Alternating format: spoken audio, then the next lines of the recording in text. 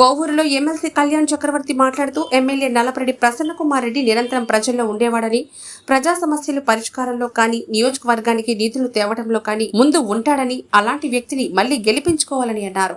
కోవూరు నియోజకవర్గానికి సంబంధించి మనం ఏదైతే నేను పరిశీలనగా వచ్చినాక తొలిసారి ఈరోజు నియోజకవర్గంలోకి రావడం జరిగింది.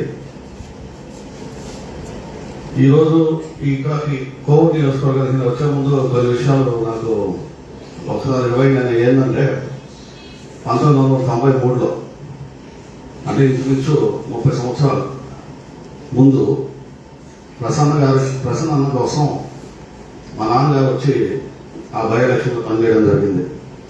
ఈరోజు ముఖ్యమంత్రి గారి వల్ల నాకు మరోసారి ప్రసన్న గారి ఎలక్షన్లో పనిచేసే అవకాశం దక్కింది. ముందుగా ముఖ్యమంత్రి గారికి అలాగే విజయసాయి రెడ్డి గారికి ముందుగా కృతజ్ఞతలు తెలియజేస్తున్నాను. గతంలో 3 పర్యాయాలు మా నాన్నగారు అలాగే ప్రసన్న గారు ఇద్దరు 3 పర్యాయాలు ఎమ్మెల్యేగా కలిసి ఇద్దరు 94, 99, 2009 3 సార్లు వాళ్ళిద్దరు కలిసి ఎమ్మెల్యేగా పనిచేశారు. మా కుటుంబానికి చాలా అత్యంత ఈ జిల్లాలో అందరికంటే ఎక్కువ ఆప్తులు ఎవరైనా ఉన్నారంటే నల్లపరెడ్డి కుటుంబ సభ్యులే. ఈ ఎంపీ లాట్స్ అనేవి లోక్సభ, రాజ్యసభ ఎంపీల దగ్గర ఉంటాయి. అయితే ప్రసన్న గారికి ఆయన విషయంలో నేను ఎప్పుడు తొలిసారి అంటే నేను ఒక ఎమ్మెల్యే కొడుకుగా ఎంపీ కొడుకుగా ఉన్నప్పుడు మా నాన్నతో కలిసి ఉన్నప్పుడు నేను గమనిస్తూ ఉండేది. ముఖ్యంగా కోవూరు నియోజకవర్గానికి సంబంధించి నాకు తెలిసి స్టేట్లో ఎవరు ఉండరు, ఏ ఎమ్మెల్యే కూడా నియోజకవర్గంలో పనుల కోసం ఎక్కడెక్కడో మనకు రాష్ట్ర బడ్జెట్ నుంచి మన ఎమ్మెల్యే మన కాన్స్టిట్యున్సీ డెవలప్మెంట్ ఫండ్ CDF అనేసి ఉండేది, రకరకాల పేర్లతో ఎమ్మెల్యేకి వచ్చేది. ఆ వచ్చే ఫండ్స్ కంటే ఇంకా ఎక్కువ తెచ్చుకోవాలనే ఎప్పుడు నియోజకవర్గాన్ని డెవలప్ చేసుకోవాలనే ఒక ఉద్దేశంతో ప్రసన్న అన్న ఎప్పుడు ఎంపీ లాట్స్ అంటే రాజ్యసభకు సంబంధించి లోక్సభకు సంబంధించి ఎప్పుడు ఆయన ప్రయత్నం చేస్తూ ఆ పనుల కోసం చాలా కష్టపడి అసలు అంటే ఒక్క ధర పోవడమే కష్టం. చాలా మంది వాళ్ళు పోయి అప్రోచ్ అయ్యి వాళ్ళ దగ్గర నుంచి ఆ ఫండ్స్ తీసుకొని నియోజకవర్గంలోకి వచ్చి అభివృద్ధి కార్యక్రమాలు చేయడం అనేది చిన్న విషయం కాదు, అంటే అందరికీ సాధ్యపడదు అది.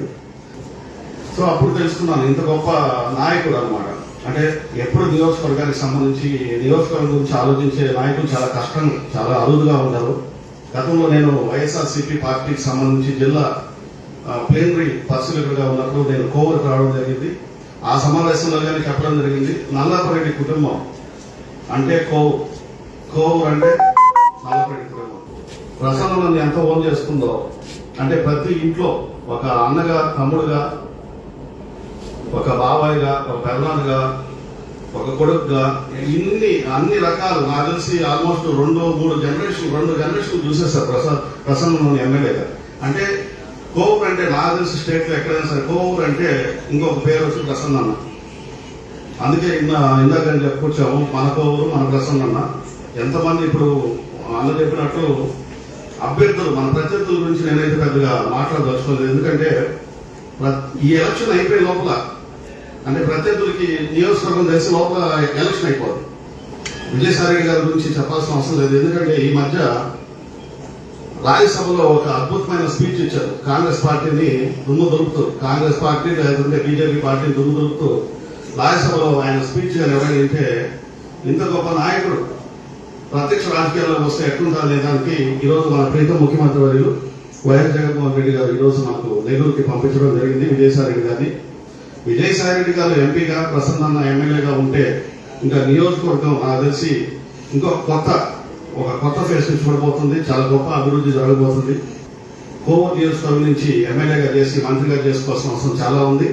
అలాగే ఎంపీగా విజయసాయి రెడ్డి గారిని నెల్లూరు జిల్లాకి, నెల్లూరు పార్లమెంట్కి మనం తీసుకురావడం చాలా అవసరం. ఎందుకంటే త్వరలో విజయసాయి రెడ్డి గారు నెల్లూరు జిల్లాకు సంబంధించి అలాగే మన కోవూరు నియోజకవర్గం సంబంధించి మేనిఫెస్టోగా రిలీజ్ చేయడం జరుగుతుంది. ఆ మేనిఫెస్టోలో కోవూరు నియోజకవర్గానికి ఏం కావాలనేది ప్రసన్న గారు మొన్నే అన్ని ఇవ్వడం జరిగింది. ఆ సదుపాయాలు, మౌలిక వసతులు ఇవన్నీ కూడా. కాబట్టి మరోసారి అందరి చల్లని దీవెనలు, ఆశీర్వాదాలు ముఖ్యమంత్రి గారికి అలాగే విజయసాయి రెడ్డి గారికి అలాగే మన ప్రసన్నకు ఉండాలని చెప్పి కోరుకుంటూ ఇంకా రేపటి నుంచి మిగతా మండలాల్లో కూడా ఇలాగే మండల స్థాయి సమావేశాలు వైఎస్ఆర్సీపీ పార్టీకి సంబంధించి చేసుకుంటాం. సో ప్రతి ఒక్కరూ మరోసారి అందరినీ వైఎస్ఆర్సీపీ పార్టీని ప్రసన్నంగా అందరినీ దీవించాలని చెప్పి కోరుకుంటూ సెలవు తీసుకుంటాం.